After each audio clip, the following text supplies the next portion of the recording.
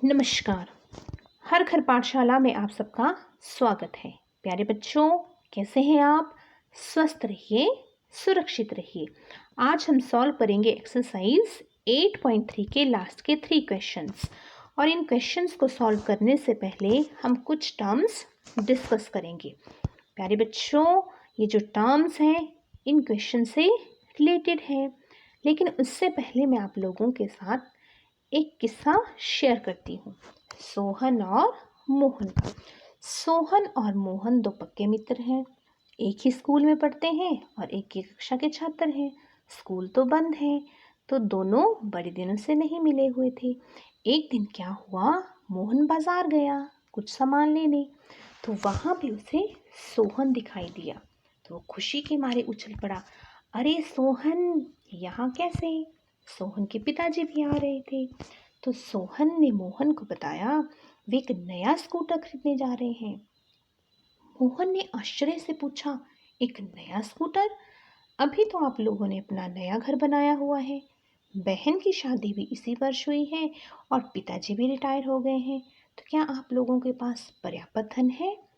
तब सोहन ने मोहन को बताया, इसी पर्पस से तो हम पहले बैंक गए थे। मोहन ने पूछा, बैंक? वो क्यों? तब सोहन ने बताया कि उन्होंने नया स्कूटर खरीदने के लिए बैंक से कुछ धन उधार लिया है, यानी लोन लिया हुआ है। फिर मोहन ने पूछा, तो क्या आपने ये धन तुरंत ही वापस करना है बैंक को?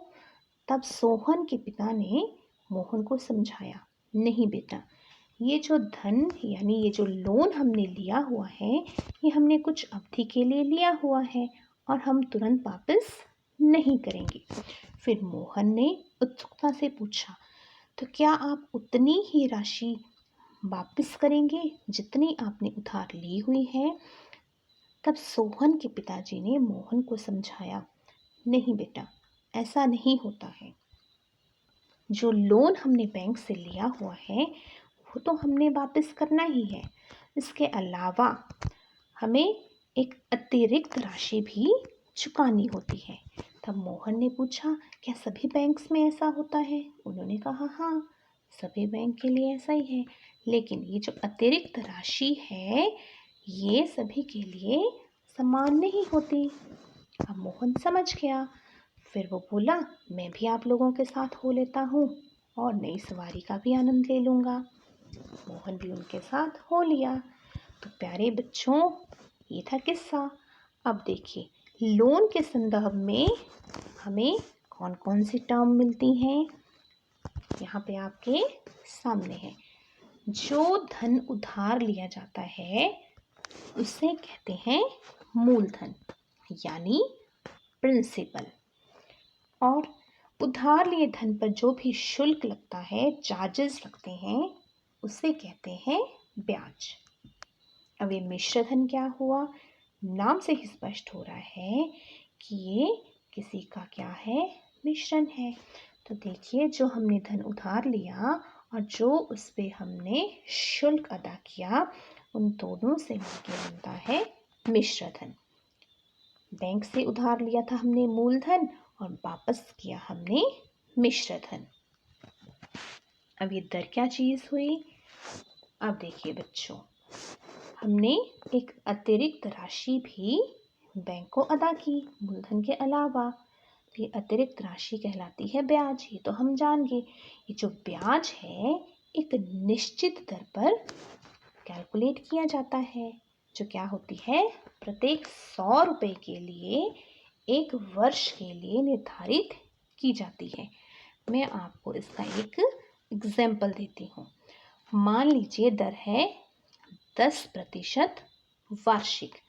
तो इसका मतलब हुआ कि प्रत्येक 100 रुपये के लिए क्या करना होगा, प्रत्येक वर्ष के बाद 10 रुपये ब्याज में अतिरिक्त देने होंगे।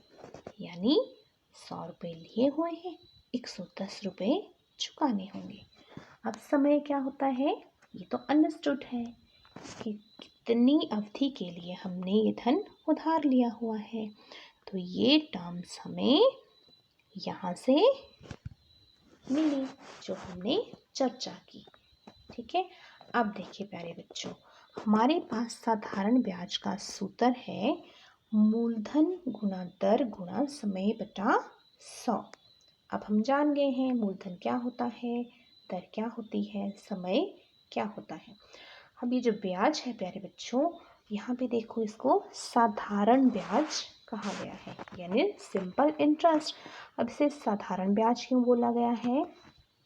ब्याज को साधारण ब्याज तभी कहते हैं जब वो प्रत्येक वर्ष के लिए समान रहता है, मतलब वो नहीं बदलता है, चाहे हमने 2 वर्ष के लिए धन उधार लिया हो, 3 के लिए या 4 के लिए। ब्याज जो होगा वो क्या होगा, प्रत्येक वर्ष समान ही होगा और वो मूलधन पर ही क्या होगा, परिकलित होगा। जो हमने उधार ली हुई है राशि उसी पे वो कैलकुलेट होगा। ऐसा नहीं है कि मूलधन बदल जाएगा, ठीक है। ब्याज भी क्या रहा हमारा, प्रत्येक वर्ष समान। इस तरह से जो सिंपल इंटरेस्ट है उसका फॉर्मूला हमारे पास है principal into rate into time upon 100, और इनको हम सिंबल में फिर रिप्रेजेंट कर सकते हैं। SI सिंपल इंटरेस्ट के लिए, P प्रिंसिपल के लिए, R रेट के लिए और T टाइम के लिए। तो चलिए अब क्वेश्चन सॉल्व करते हैं। बुक से टिक भी करते जाना है। अब यहाँ पे देखिए प्यारे बच्चों क्या है, प्रत्येक दशा में 3 वर्ष बाद कितना मिश्र धन देय होगा। Find the amount to be paid at the end of 3 years. हमें क्या करना है, हमें मिश्र धन यानी अमाउंट कैलकुलेट करना है।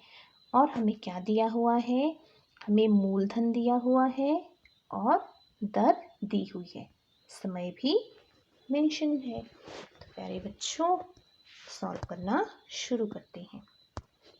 जो जो गिवन है उसको हमने एज इट इज़ लिख लेना है, प्रिंसिपल को भी, रेट को भी और टाइम को भी हमने लिख लिया।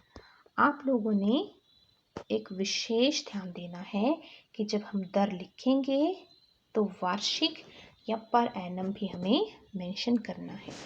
अब देखिए हमें कितना मिश्र धन देना होगा, ये हमारे से पूछा हुआ है। तो हम जानते हैं जो मिश्र धन होता है, अमाउंट होता है, वो प्रिंसिपल और इंटरेस्ट का टोटल होता है, यानी मूलधन और ब्याज का वो सम होता है।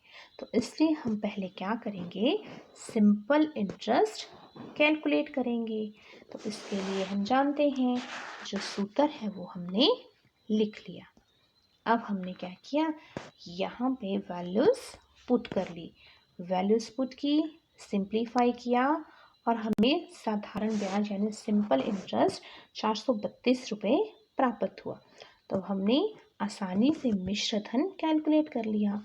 मूलधन और ब्याज मिलके कितने बने, 1632 रुपये। तो इस तरह से जो अमाउंट, जो मिश्र धन 3 वर्ष बाद देना होगा वो है 1632 रुपये। अब देखिए जो नेक्स्ट क्वेश्चन है क्या है, 56,000 रुपये पर 2 वर्ष पश्चात किस दर से 280 रुपये साधारण ब्याज देय होगा। तो यहाँ पे देखिए जो 56,000 रुपये क्या है, मूलधन यानी प्रिंसिपल, और 2 वर्ष क्या है, समय, और 280 रुपये है साधारण ब्याज, सिंपल इंटरेस्ट। और हमारे से क्या पूछा हुआ है, हमारे से पूछा हुआ है किस दर से, यानी व्हाट रेट, ठीक है, यही पूछा हुआ है ना प्यारे बच्चों कि किस दर से हमें ये देय होगा। तो चलिए कैलकुलेट करें। सबसे पहले हम क्या करते हैं, जो गिवन है उसको लिख लेते हैं और जो हमें फाइंड आउट करना है उसको मान लेते हैं। तो ये है प्रिंसिपल। दर हमें नहीं दी हुई है, हमें कैलकुलेट करनी है, तो हम इस तरह से इसको मान लेंगे। समय दिया हुआ है, हमें साधारण ब्याज भी यहाँ पर दिया हुआ है। अब क्या करेंगे प्यारे बच्चों, ये जो साधारण ब्याज का सूत्र है, सिंपल इंटरेस्ट का सूत्र है, इसी की हेल्प से हम दर भी निकाल लेंगे। अब यहाँ पे देखिए हमारे पास जो सिंपल इंटरेस्ट का जो फॉर्मूला होता है इसमें कौन कौन सी क्वांटिटीज़ होती हैं, टाइम, रेट, प्रिंसिपल और सिंपल इंटरेस्ट। यानी हमारे पास 4 क्वांटिटीज़ हैं। हमें क्या करना होता है, 4 क्वांटिटीज़ में से जो 3 क्वांटिटीज़ होती हैं हमें गिवन होती हैं और जो अननोन क्वांटिटीज़ होती हैं वो फाइंड आउट करनी होती है। तो यहाँ पे हमें क्या करना है, एक क्वांटिटी है मिसिंग, कौन सी, आर, मतलब रेट हमें फाइंड आउट करना है। बाकी की 3 क्वांटिटीज कौन कौन सी है, सिंपल इंटरेस्ट, प्रिंसिपल और टाइम, ये हमें दी गई हैं। तो हम इस फॉर्मूले से कर सकते हैं। अब देखिए ये फॉर्मूला हमने लिखा और वैल्यूज़ पुट की। वैल्यूज़ पुट करके हम कैलकुलेट कर लेते हैं। इस तरह से सिंप्लीफाई भी हो गया। अब देखिए हमें आर की वैल्यू निकालनी है, तो आर की वैल्यू हमने निकाल ली और हमें आर की वैल्यू क्या प्राप्त हुआ, आर हमें प्राप्त हुआ 1/4%। और इसको जब हम डेसिमल रूप में लिखेंगे 0.25%। तो इस दर से क्या होगा, 280 रुपये का साधारण ब्याज देय होगा। अब देखिए बच्चों जो नेक्स्ट क्वेश्चन है क्या है, मीना ने 9% वार्षिक दर से 1 वर्ष पश्चात 45 रुपये ब्याज में दिए। उसने कितना धन उधार लिया था। तो हमें क्या दिया हुआ है, दर दी हुई है, समय दिया हुआ है, ब्याज दिया हुआ है और हमें क्या निकालना है, कितना धन उधार लिया था। यानी हमें मूलधन फाइंड आउट करना है। तो देखिए हमने लिख लिया जो जो हमें दिया हुआ है और जो हमें फाइंड आउट करना है इसको हम मान लेते हैं। तो यहाँ पे हमने जो मूलधन है उसको P मान लिया। अब वही फॉर्मूला सिंपल इंटरेस्ट का हमने यहाँ पे मेंशन कर लिया। अब यहाँ पे देखिए हमें कौन कौन सी क्वांटिटीज़ दी हुई हैं, सिंपल इंटरेस्ट की वैल्यू हमें पता है, हमें रेट पता है, हमें टाइम पता है। अब हमें क्या निकालना है, 4 में से 3 क्वांटिटीज़ हमें दी गई हैं। जो चौथी क्वांटिटी हमें फाइंड आउट करनी है वह है प्रिंसिपल। तो प्यारे बच्चों इसको इसी फॉर्मूले से हम फाइंड आउट कर लेंगे।